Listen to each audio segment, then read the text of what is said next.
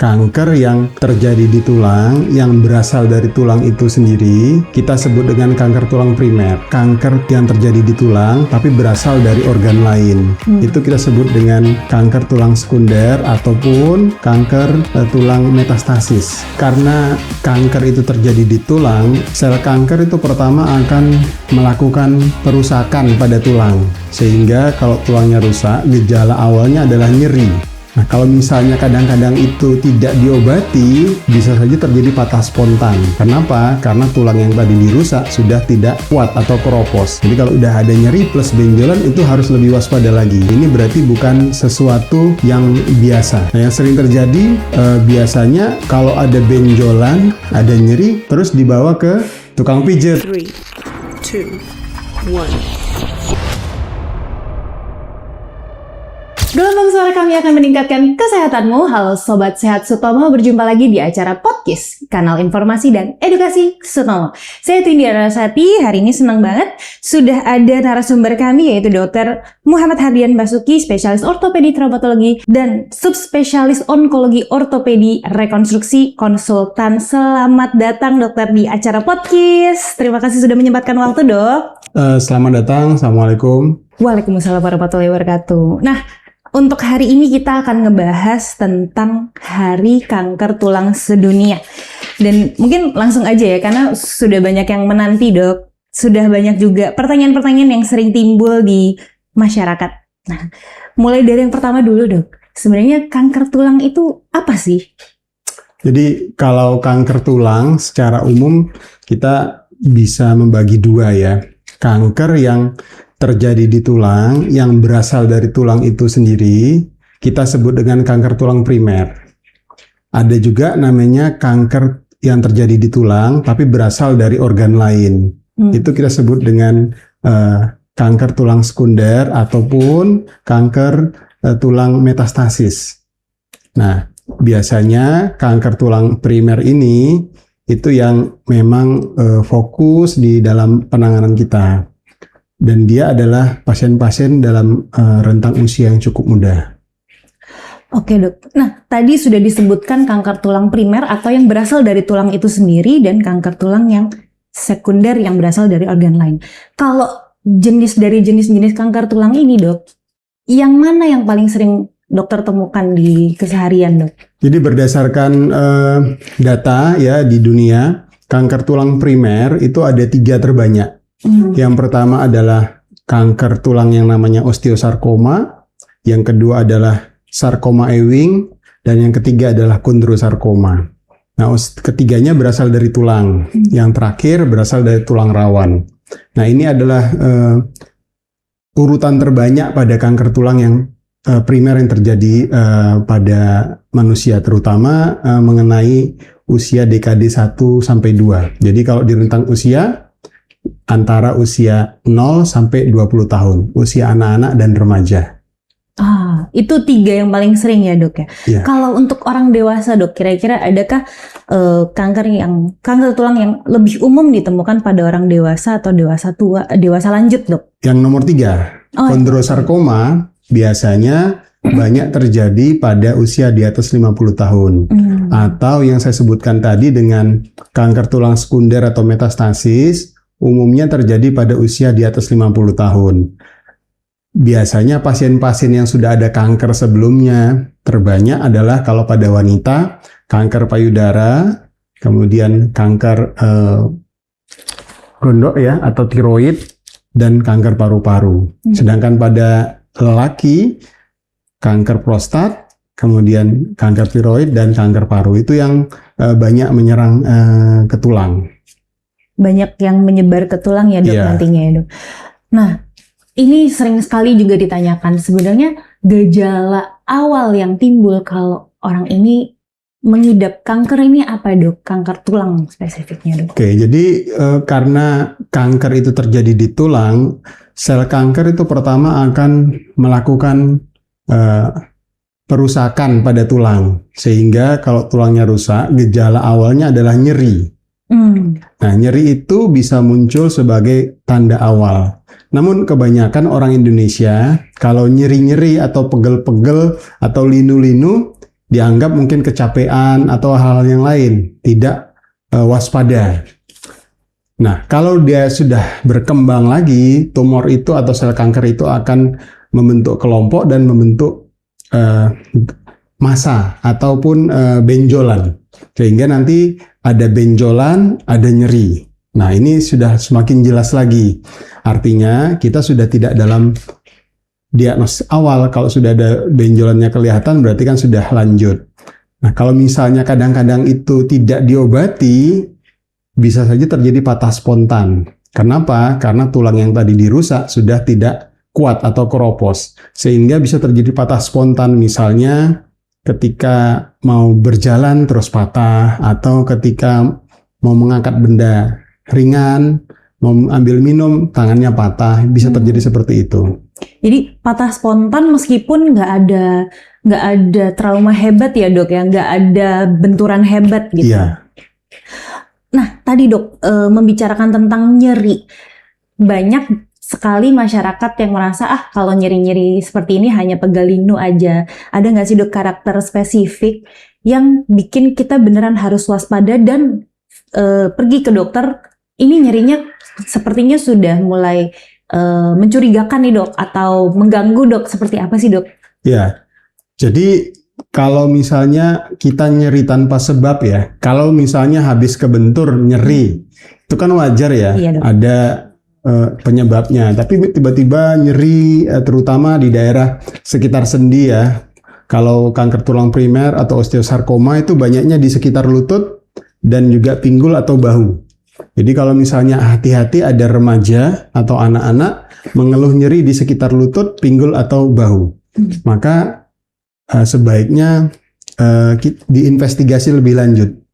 Nyeri pada kanker biasanya terus-menerus dan biasanya memberat di malam hari. Kalau misalnya nyeri pada yang lain akibat trauma ataupun kecelakaan, biasanya dengan istirahat dia akan berkurang. Tapi kalau kanker ini mau istirahat, mau dipakai kerja juga sama. Dan malam hari justru saat istirahat dia bisa lebih nyeri. Nah itu harus diwaspadai. Yang kedua, kalau tadi nyerinya ada benjolannya gitu. Jadi kalau udah ada nyeri plus benjolan itu harus lebih waspada lagi. Ini berarti bukan sesuatu yang biasa.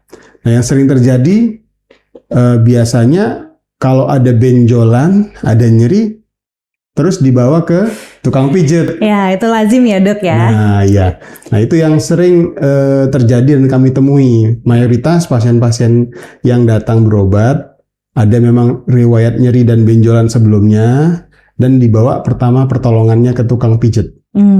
Nah, itu nanti akan saya bahas di belakang tuh dok. Sebelum kita nyampe ke sana, ini pasti masyarakat juga ingin tahu sebenarnya apa sih yang menyebabkan kanker ini terjadi pada seseorang? Ada faktor yang mencetuskan kah, atau mungkin makanan atau aktivitas gitu dok? Yang itu sering menjadi pertanyaan juga dok. Jadi secara umum kalau penyebab utama dari kanker tulang belum diketahui. Namun ada faktor-faktor yang bisa kita waspadai. Memang dikatakan ada perubahan genetik yang bisa mempengaruhi terjadinya kanker tulang. Atau ada histori di keluarga yang memiliki riwayat kanker juga akan meningkatkan risiko keturunannya menderita kanker. Jadi kalau misalnya di silsilah keluarga kita, apalagi di orang tua kita itu ada yang menderita kanker, kita harus lebih waspada. Karena kita memiliki bakat atau peluang terkena lebih tinggi dibandingkan teman kita yang tidak ada keluarganya menderita kanker. Kemudian yang kedua, faktor makanan secara umum tidak khusus pada kanker tulang, tapi kita melihat bahwa insidensi kanker secara umum meningkat saat ini. Salah satunya yang diduga adalah faktor makanan. Jadi makanan cepat saji, makanan yang berpengawet, makanan yang dibakar ya. Semua itu kalau dikonsumsi terlalu sering dan terlalu banyak, ini akan meningkatkan volume atau jumlah zat karsinogenik yang masuk ke tubuh. Karena semua makanan cepat saji, makanan yang dibakar ataupun yang berpenyedap itu semua memiliki zat karsinogenik. Nah, kalau dia sedikit tidak apa-apa. Namun kalau terjadi akumulatif, itu akan mengubah sistem di dalam tubuh kita dan tentu akan terjadi perubahan. Salah satunya bisa terjadi kanker. Untuk Sobat Sehat Sutomo, zat karsinogenik ini maksudnya adalah zat yang memicu timbulnya kanker ya dok ya? Ya. Bisa dibilang seperti itu. Jadi mungkin untuk Sobat Sehat Sutomo bisa rajin-rajin mencari informasi ya dok. Sebenarnya jenis makanan apa sih yang memiliki sifat memicu sel-sel tersebut, terutama buat yang memiliki riwayat tadi ya dok, terutama yang di keluarga, apalagi keluarga intinya ada riwayat. Nah, misal dok, seseorang sudah punya gejala nyeri pada benjolan di sekitar lutut, kemudian dia ke dokter.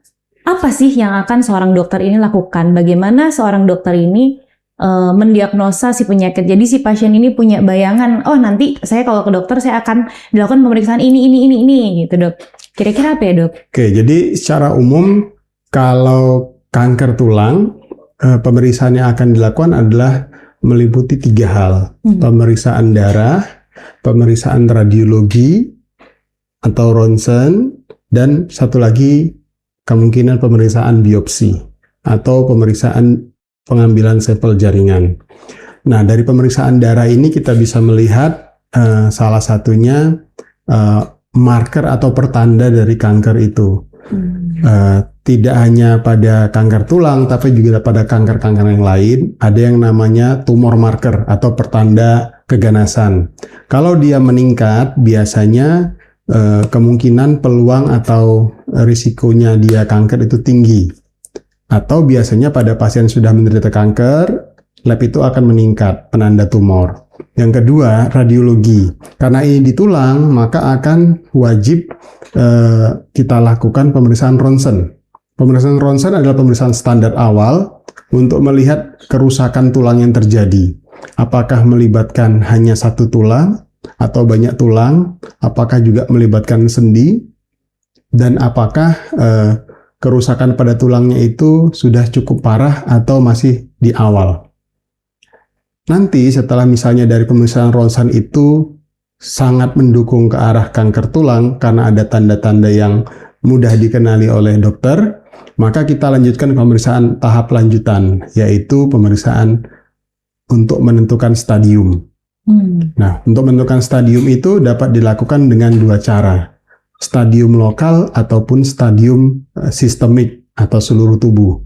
Stadium lokalnya kita melakukan pemeriksaan lanjutan namanya MRI, Magnetic Resonance Imaging. Jadi penderita itu akan masuk ke dalam seperti tabung bundar, kakinya atau anggota tubuh yang sakit akan masuk ke dalam, dilakukan pemeriksaan sekitar 30-40 menit, kemudian akan muncullah gambaran 3 dimensi, bagaimana besarnya benjolan itu, seberapa dia merusak jaringan di sekitarnya, apakah saraf dan pembuluh darahnya masih aman atau sudah terkena, begitu juga apakah sudah ada bagian tulang yang lain yang terkena. Selanjutnya pemeriksaan stadium sistemik ya, untuk melihat apakah kanker itu masih hanya berada di tulang atau sudah menyebar ke tempat yang lain. Nah, tempat yang paling sering dituju atau menyebar dari kanker tulang adalah paru-paru. Nah, jadi minimal kita lakukan pemeriksaan ronsen dada. Yang paling baik adalah CT scan. Karena kalau misalnya ronsen dada, benjolannya kecil, tidak akan kelihatan, kita bisa terlewat. Kalau CT scan, benjolan kecil pun di bawah 1 cm, kita sebut dengan subsentimeter, itu akan terlihat. Dan itu akan menentukan bahwa ini sudah stadium lanjut, bukan stadium awal lagi begitu. Nah, ketiga pemeriksaan radiologi itu, ronsen, CT scan, MRI, itu akan dilakukan secara sekuensial atau bertahap. Nah, kemudian tentu semua itu harus dibuktikan dengan pemeriksaan biopsi. Nah, biopsi ini adalah pengambilan sampel jaringan di daerah yang benjolan itu untuk menentukan ini jenisnya apa.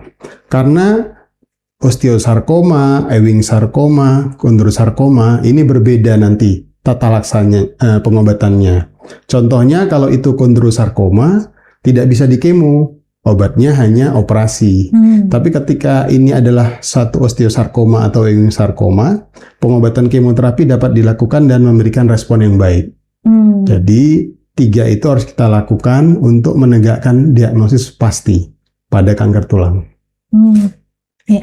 Tapi dok, sebelum beralih ke masalah pengobatannya, banyak pasien-pasien yang takut kalau datang ke dokter itu, aduh nanti diambil sampelnya pakai jarum atau harus operasi. Nah, sebenarnya apakah semua pengambilan sampel ini harus dengan operasi atau bisa sih dok ada metode lain gitu mungkin?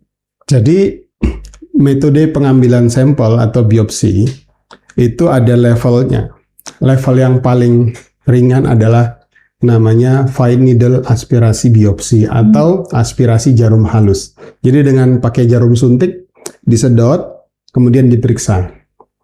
Keuntungannya adalah sangat minimal lukanya, sangat minimal komplikasinya, tapi kerugiannya sampel yang didapat sangat sedikit. Sehingga kadang-kadang kalau sampel itu tidak bisa memberikan jawaban yang pasti, perlu dilakukan pemeriksaan lanjutan, tidak bisa. Jadi dia sangat terbatas tingkat atau keabsahan diagnostiknya. Kemudian yang kedua yang banyak dikerjakan sekarang namanya dengan jarum core, jarum yang lebih besar. Kira-kira seperti bolpen ya. Jadi seperti bolpen sebesar itulah. Nah, itu akan biasanya dilakukan bisa dengan bius lokal ataupun bius umum untuk mengurangi nyeri. Nah, dari sampel yang didapat itu akan lebih banyak. Sehingga kalau misalnya nanti perlu pemeriksaan lanjutan untuk menentukan jenisnya yang mana dan menentukan tadi tingkat keganasannya, ini akan lebih mudah. Memang risiko komplikasinya lebih tinggi dibanding yang pertama, tapi cukup minimal. Nah, dahulu sebelum jarum ini ditemukan, semua biopsi itu dilakukan secara terbuka. Jadi dengan sayatan lebar, sehingga komplikasi seperti perdarahan, tumornya cepat membesar setelah biopsi, itu tinggi. Sedangkan semakin kecil insisinya atau manipulasinya, risiko itu akan semakin kecil.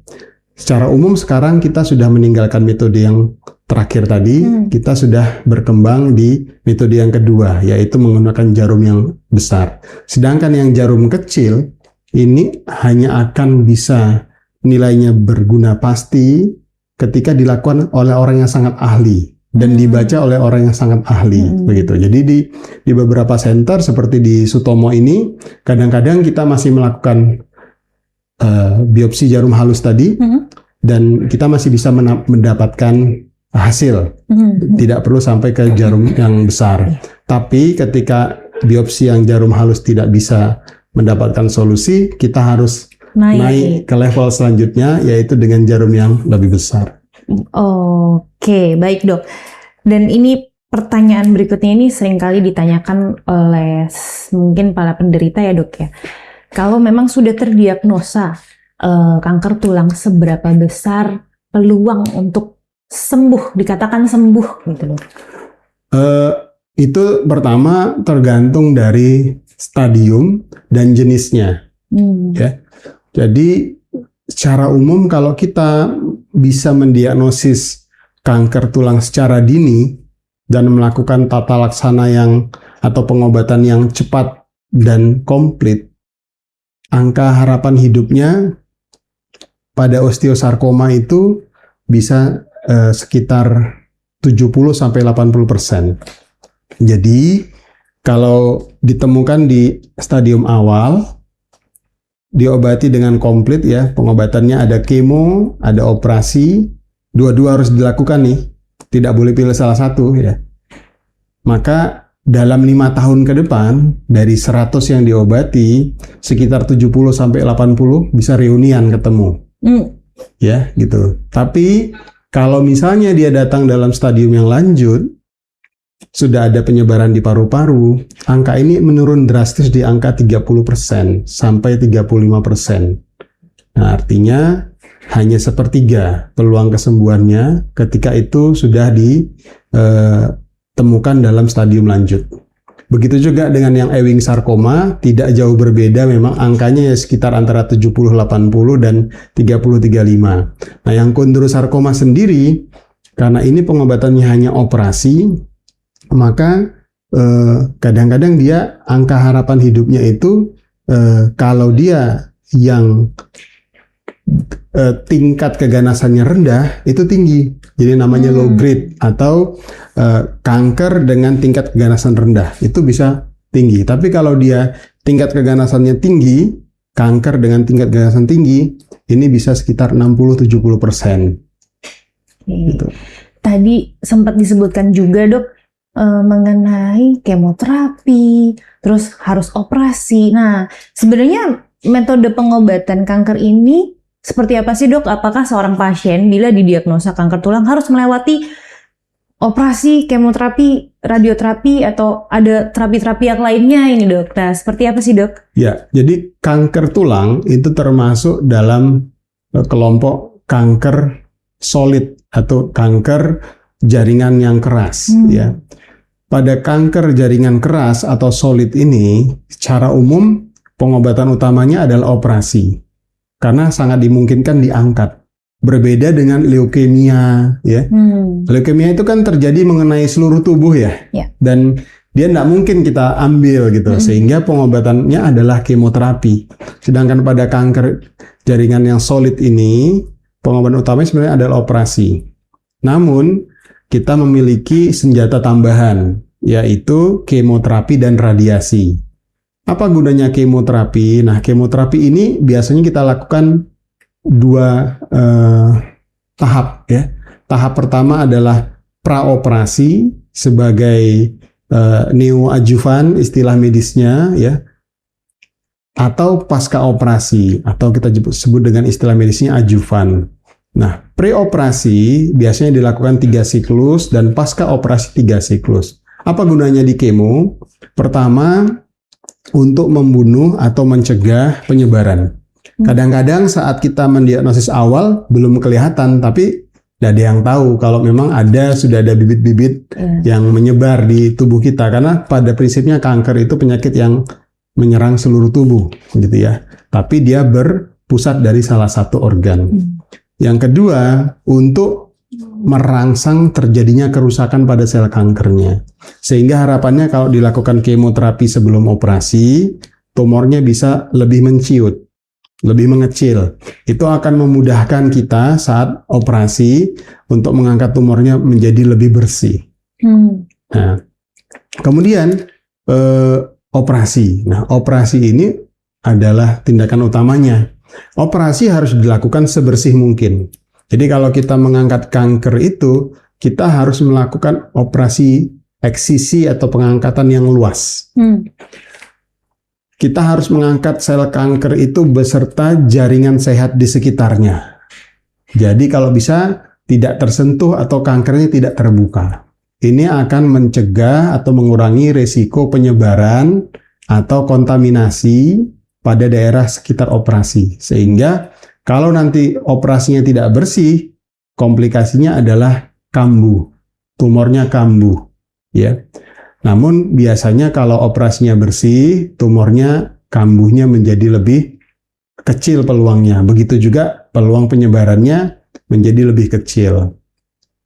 Sehingga nanti dalam hal melakukan operasi ini sangat tergantung dari volume dan infiltrasi atau efek penyebaran kanker itu pada jaringan sekitar.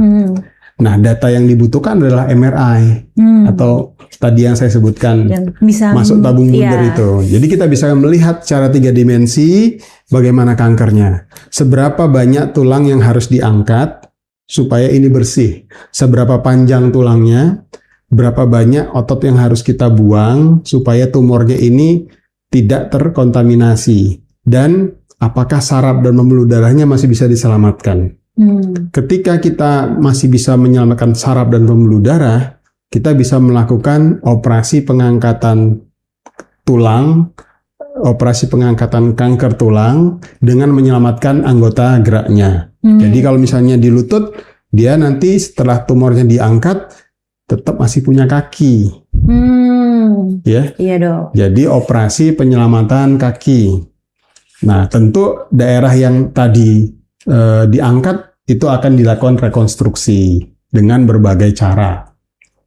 Tapi ketika tumor itu datang dengan volume yang sudah sangat besar, atau tumornya sudah pecah, itu juga sering terjadi, atau tumor itu sudah mengenai saraf dan pembuluh darahnya. Sehingga kalau misalnya kita operasi mau bersih, kita akan mencederai saraf dan pembuluh darah. Sehingga kakinya ini tidak akan hidup. Nah, pada kondisi seperti ini, mohon maaf, kami tidak bisa melakukan tindakan lain selain pengangkatan tumornya beserta kakinya. Itu yang dikenal dengan istilah amputasi. Nah, sehingga kalau kita bisa menemukan cepat, risiko amputasinya semakin kecil. Kalau datangnya sudah telat, risiko amputasinya semakin tinggi. Sangat ini ya, buat berbobot ya dok ya. Ini jadi buat sobat Sehat Sutomo menjadi penting sekali untuk melakukan deteksi dini ya dok. Jadi jangan khawatir kalau misalnya ada nyeri, ada benjol, mulai merasakan gejala-gejala awal itu langsung segera datang supaya resiko tindakan yang lebih ekstrim, tindakan amputasinya rendah gitu ya dok ya. Dan yang paling penting juga dok, bagaimana sih peran keluarga pasien terutama dalam mendukung kesembuhan pasien-pasien kanker tulang ini dok? Iya, secara umum peran keluarga pada pengobatan kanker sangat penting karena perjuangan melawan kanker bukanlah perjuangan yang sebentar. Ini adalah seperti perjuangan seumur hidup. Ketika pasien kanker sudah kami lakukan pengobatan, maka minimal 5 tahun, dalam 5 tahun itu harus kontrol ke rumah sakit dan ke dokter. Untuk dilakukan namanya surveillance. Surveillance ini adalah pemeriksaan tanda-tanda kekambuhan dan tanda-tanda penyebaran.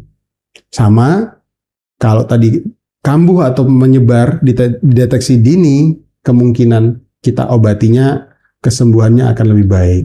Gitu. Jadi keluarga dalam hari ini karena pasien kanker tulangnya banyak adalah anak dan remaja, maka peran orang tua sangat penting. Nah, problemnya adalah kita mengetahui usia remaja itu adalah usia yang sedang memberontak ya, dan mereka sangat tertutup. Banyak anak remaja itu tidak akan cerita ke orang tuanya selama dia masih bisa tahan gitu. Sehingga dulu kami melakukan pengabdian masyarakat berupa penyuluhan ke kelompok orang-orang tua. Tapi kami menyadari bahwa sebenarnya yang disasar adalah langsung ke kelompok rentannya, yaitu ke kelompok remaja. Nah, maka sekarang kami melakukan penyuluhan itu ke anak-anak SMP. Karena anak SMP ini yang paling sering kami temui menderita kanker tulang. Jadi anak-anak SMP ini harus disadarkan bahwa ketika kamu mengalami nyeri di tulang, terutama di sekitar sendi lutut, sendi pinggul, sendi bahu, apalagi ada bengkak ya, mungkin belum benjolan istilahnya, masih bengkak aja. Ada bengkak, nyeri di sekitar sendi dan usia remaja, lebih baik berobat. Lebih baik cek dulu ya dok. Ya, lebih baik dicek. Toh misalnya itu bukan penyakit yang berbahaya seperti kanker tulang, kita tidak kelewatan, gitu ya. Lebih baik seperti itu daripada kita anggap ini hanya kesel biasa, ternyata dalam 1-2 bulan kok tambah gede. Itu yang banyak terjadi. Awalnya katanya jatuh, terus dipijet, nggak membaik dalam 2 minggu, terus makin besar, membesar cepat dalam 2-3 bulan. Nah, itu biasanya sudah hampir pasti bukan penyakit biasa, tapi adalah penyakit yang kita takutkan, kanker tulang. Nah, jadi anak-anak remaja harus sadar bahwa ada yang salah pada tubuhnya, terutama pada tulangnya. Nyeri pada tulang tidak boleh dianggap hal biasa, apalagi sudah ada benjolan, gitu. Nah, keluarga juga harus mendukung. Mendukung dengan bagaimana? Ya, dibawa berobat ke tempat yang tepat. Di Jawa Timur saat ini pusat pengobatan kanker tulang itu hanya 2 rumah sakit, yaitu RSUD Dr. Sutomo dan RSUD Saiful Anwar Malang. Jadi satu di Surabaya dan satu di Malang. Dua rumah sakit ini mampu melakukan diagnosis dan pengobatan dari A sampai Z untuk jenis kanker tulang. Operasi, kemoterapi, pemeriksaan-pemeriksaannya, dan follow up-nya semua bisa. Rumah sakit yang lain, walaupun ada dokter ortopedinya, tapi mungkin tidak ada dokter untuk kemoterapinya. Tidak ada fasilitas radioterapinya, misalnya begitu. Jadi tidak komplit pengobatannya. Nah, karena kita memang masih terbatas, nah mudah-mudahan semua bisa langsung ditujukan ke tempatnya gitu. Nah, memang sistem rujukan itu yang mungkin salah satu berdampak ya, di mana pasien dari puskesmas tidak bisa langsung ke Sutomo gitu ya. Nah, itu mungkin nanti akan dipercepat biasanya. Jadi kami juga memiliki tugas untuk memberikan pemahaman kepada seluruh dokter dan teman-teman sejawat kami pada kasus-kasus seperti ini, harap segera dirujuk ke rumah sakit yang pusat rujukan kanker agar tidak terjadi penundaan. Karena yang namanya pengobatan kanker itu adalah pengobatan melawan waktu. Telat kita mengobati akan berbeda efek pengobatannya gitu ya. Nah, itu yang peran keluarga sangat penting di sana. Tentu peran pemerintah dalam hal ini juga penting dalam hal membuat sistem rujukan gitu ya. Bagaimana pasien-pasien yang sudah kira-kira sangat diduga satu kanker tulang bisa langsung dirujuk ke rumah sakit rujukan kanker tanpa melewati rumah sakit lain yang memang tidak bisa menangani kanker tulang. Ya, jadi untuk Sobat Sehat Sutomo yang mungkin merasa mulai memiliki gejala-gejala yang mengkhawatirkan, jangan khawatir karena Sutomo sudah memiliki semua fasilitas lengkap mulai awal ya dok, dari diagnostik hingga terapi akhir, dan untuk follow up-nya bisa dilakukan semua di RSUD Sutomo juga ya dok. Kemudian yang berikutnya dok, kalau pencegahan, kalau tadi mungkin penyebabnya kanker tulang memang belum diketahui, tapi apakah kita bisa mencegahnya dok? Secara umum ketika kita belum mengetahui sebab utama dari kanker tulang, maka kita tidak bisa melakukan pencegahan yang sebenarnya ya. Yang bisa kita lakukan adalah mencegah agar tidak berobat terlambat ya. Tadi yang saya sebutkan, peningkatan kewaspadaan kolektif. Kolektif itu baik dari Pasien, kelompok usia rentan, anak-anak remaja, keluarga, masyarakat, bahkan juga fasilitas kesehatan. Dalam hal ini adalah dokter, perawat mungkin yang pertama kali dikonsuli atau dimintai pendapat ya sama keluarga. Ini harus waspada bahwa ini adalah satu kanker atau satu penyakit yang bukan benjolan biasa, bukan bengkak biasa. Sehingga bisa segera dikirim dan kita bisa mencegah dia tidak sampai ke amputasi. Misalnya, tidak sampai ke dalam stadium yang lanjut. Itu pencegahan yang bisa kita lakukan. Dan yang kedua adalah mencegah terapi atau pengobatan yang belum ada manfaatnya. Atau malah berbahaya. Contohnya pengobatan alternatif. Minum obat ini, obat itu, dikasih bobok, dikasih sesuatu, ditempelkan. Belum ada sampai saat ini penelitian yang membuktikan bahwa pengobatan alternatif atau fitofarmaka, obat-obatan yang berasal dari tanam-tanaman, bisa mengobati kanker tulang. Ya, sehingga jangan ditunda. Kadang-kadang saya ingin berobat alternatif dulu. Nah, ini akan membuang waktu, melihat efeknya dulu kan. Nah, akhirnya pengobatan utamanya tertunda gitu. Itu sering kami temui. Atau yang kedua yang berbahaya, pijet. Kenapa pijet berbahaya? Ya, pijet itu saya tidak melarang pijet. Pijet itu boleh, tapi pada orang yang sehat saja. Jangan pijet pada daerah yang sakit ya. Karena kalau misalnya terjadi kanker, maka biasanya sel tubuh itu akan membentuk yang namanya benteng. Dibentengi sebenarnya. Ada namanya kapsul atau pembungkusnya. ketika terjadi manipulasi, apakah itu pijit ataukah terjatuh, maka benteng ini akan pecah. Nah, kalau kita pijit ya, itu bisa pecah tuh bentengnya. Sehingga akibatnya apa? Tumor yang tadi dikungkung atau dicoba ditahan oleh tubuh akan tumbuh lebih cepat. Dan yang kedua, bisa menyebar, gitu ya. Ini yang harus dihindari. Pencegahan yang harus dilakukan pada level apapun. Kalau ada anak-anak, ada jatuh, nyeri, apalagi bengkak, jangan dipijit. Yang boleh dilakukan hanya apa? Kompres dingin. Itu yang boleh dilakukan oleh keluarganya. Kompres dingin saja 10-15 menit setiap 4 jam atau 6 jam. Kalau tidak membaik dalam 2-3 hari, berobatlah ke dokter. Biar diperiksa ini hanya keselio atau ada penyakit yang serius. Oke, baik dok. Kalau gitu satu lagi dok, pertanyaan, adakah perkembangan teknologi atau inovasi-inovasi terbaru untuk penanganan kanker tulang itu sendiri dok? Mungkin ada alat baru kah atau penelitian terbaru yang mungkin jarang orang dengar dok? Jadi dulu ya, pada sebelum tahun 2000 saya bilang ya, ini hampir pasti pasien yang menderita kanker tulang diamputasi. Ya, jadi sebelum abad ke-20 itu hampir pasti diamputasi. Kemudian dengan berkembangnya teknologi diagnostik, ada MRI dan lain-lain, maka kita bisa menentukan batas. Dahulu cuma ada ronsen. Jadi kalau misalnya ada kanker tulang ya diamputasi dengan level yang tinggi supaya tidak kambuh, supaya tidak menyebar gitu. Dengan ada teknologi tadi MRI, kita bisa melihat batas tumor sehingga kita bisa hanya mengangkat tumornya saja.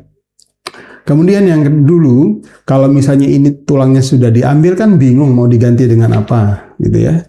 Nah, sehingga ada teknologi yang berkembang namanya teknologi endoprostesis. Endoprostesis ini adalah teknologi penggantian tulang dengan menggunakan metal. Ya, dari bahan titanium, ya implan seperti itu. Itu untuk menggantikan tulang atau sendi yang diambil tadi. Sehingga setelah direkonstruksi dengan implan ataupun alat ini, dia tetap bisa berjalan atau menggerakkan anggota gerak yang sakit. Yang kedua, ada teknologi lagi yang namanya recycle bone. Jadi tulang yang sakit tadi kita angkat, kemudian tumornya kita buang, tulang yang tersisa kita pakai ulang. Daur ulang tulang. Tulang ya dok ya. Kan bisa, tumornya nanti bisa kambuh. Nah, supaya dia tidak kambuh, tulang yang didaur ulang ini harus di treatment atau diberikan perlakuan. Ada yang dipasteurisasi, seperti direbus. Direbus dalam suhu 60-70 derajat selama 1 jam. Teorinya mengatakan sel kankernya akan mati. Atau dengan suhu dingin, direndam pakai liquid nitrogen, ya, jadi berasap-berasap gitu ya. Nah, itu juga dengan suhu minus 150 selama 20 menit, nanti tumornya juga akan mati. Atau kalau kita memiliki teknologi radiasi, bisa diradiasi tulangnya. Di saat operasi ya dok? Ya, jadi setelah diangkat, itu dikirim ke fasilitas yang ada radiasinya, setelah itu dipasang kembali. Nah, itu juga bisa membunuh sel kanker. Sehingga kalau misalnya tulang ini bisa didaur ulang, kita bisa menggunakan dengan syarat memang kondisi tulangnya masih cukup baik. Karena dengan alat yang tadi saya sebutkan, harganya masih sangat mahal. Berkisar 150 sampai 200 juta. Dan untuk di Indonesia mungkin BPJS belum bisa mengcover ya. Kalaupun ada rumah sakit yang bisa melakukan hal seperti ini, itu sebenarnya adalah kebaikan dari rumah sakitnya. Karena rumah sakitnya pasti rugi. Seperti kami di Sutomo ini, pimpinan itu sangat baik hati memberikan kuota. Jadi setiap tahun kita ada kuota untuk kasus-kasus tertentu yang bisa kita gunakan alat tersebut.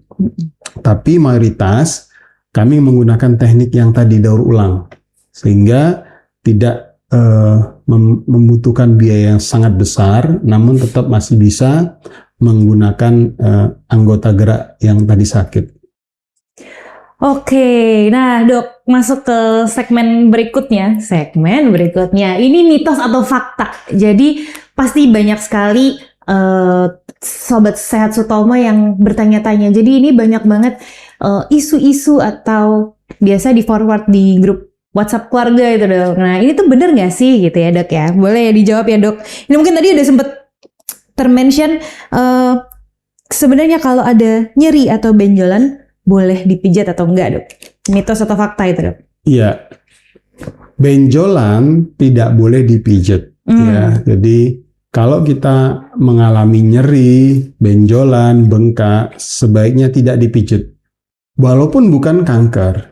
Cedera olahraga misalnya, robekan pada urat gitu, itu juga nggak boleh dipijat karena pijat sendiri akan menyebabkan kerusakan yang lebih parah pada jaringan yang ada di sana gitu. Jadi pijat itu tidak boleh pada daerah yang mengalami cedera gitu ya. Apalagi kalau itu adalah kanker atau sesuatu yang kita duga besar adalah kemungkinan kanker.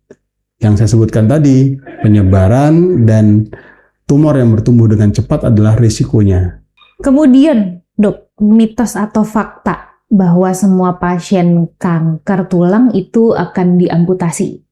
Jadi, itu adalah fakta pada tahun sebelum abad ke-20. Semua pasti diamputasi, tapi dengan perkembangan teknologi sekarang, tidak semua kanker tulang harus diamputasi. Tergantung stadium volume tumornya, gitu ya. Jadi, kalau kita bisa menemukan di stadium awal dengan volume tumor yang besaran tumor yang tidak besar sekali, kita masih bisa selamatkan kakinya. Semakin besar tumornya, semakin banyak jaringan yang harus dibuang, semakin berkurang fungsi kakinya. Karena semakin banyak otot yang harus dikorbankan. Semakin kecil tumornya, semakin sedikit tulang yang dibuang, semakin sedikit otot yang dikorbankan, fungsinya akan lebih baik. Gitu. Oke. Yang berikutnya dok, mitos atau fakta sering terjatuh membuat resiko tumor tulang, kanker tulang. Ya, jadi jatuh sendiri tidak ada hubungannya sama kanker. Bukan karena jatuh maka orang terkena kanker.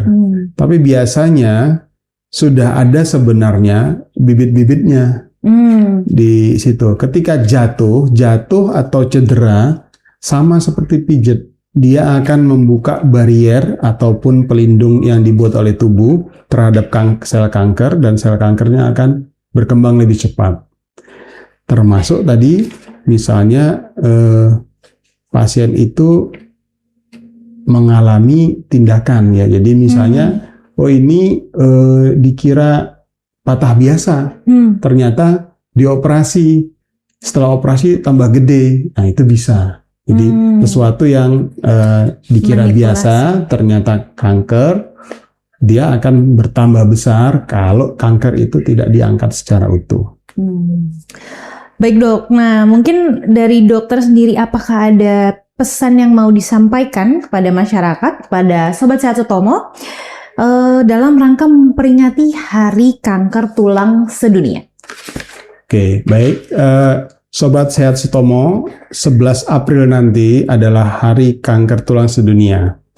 Kami dari tim ortopedi onkologi Rumah Sakit Umum Dr. Sutomo menghimbau kepada seluruh masyarakat Surabaya dan Jawa Timur untuk waspada terhadap gejala dan tanda kanker tulang, terutama pada kelompok rentan, yaitu pada kelompok remaja. Usia 10-20 tahun ini yang terbanyak. Hati-hatilah ketika kelompok remaja ini mengalami keluhan nyeri dan juga ada bengkak pada daerah di sekitar sendi, terutama sendi lutut, pinggul, dan bahu. segera periksakan ke dokter atau fasilitas kesehatan terdekat untuk dilakukan pemeriksaan lanjutan. Dengan berobat segera, kita bisa mendeteksi lebih awal. Dengan mendeteksi lebih awal, kita bisa mengobati lebih cepat dan tepat. Kanker tulang sebenarnya bisa disembuhkan pada stadium awal. Namun, jika datang terlambat berobat, maka amputasi bahkan kehilangan nyawa merupakan risikonya. Jadi mari sama-sama kita meningkatkan kewaspadaan terhadap kanker tulang agar tunas-tunas bangsa ya, karena remaja ini adalah calon pengganti Bapak Ibu sekalian, adalah pemuda-pemuda kita yang akan membesarkan negara ini. Mereka harus kita jaga agar tidak terkena kanker tulang dalam stadium yang lanjut. Kalau berobat dengan lebih cepat, maka kami akan bisa mengobati lebih baik. Saya rasa itu, Dr. Twindi. Ya, dan itu dia. Terima kasih sebesar-besarnya untuk Dr. Muhammad Hardian Basuki, spesialis ortopedi traumatologi, subspesialis onkologi ortopedi rekonstruksi konsultan. Dan buat Sobat Sehat Sutomo, jangan lupa selalu saksikan podcast kanal Informasi dan Edukasi Sutomo. Ingat, untuk episode hari ini, nyeri tulang bukan untuk diabaikan. Kenali, periksa, dan lindungi diri Anda. Saya Dr. Twindi Darasati, mewakili seluruh kru yang bertugas, pamit undur diri bersama RSUD Dr. Sutomo, masyarakat sehat dan menyehatkan.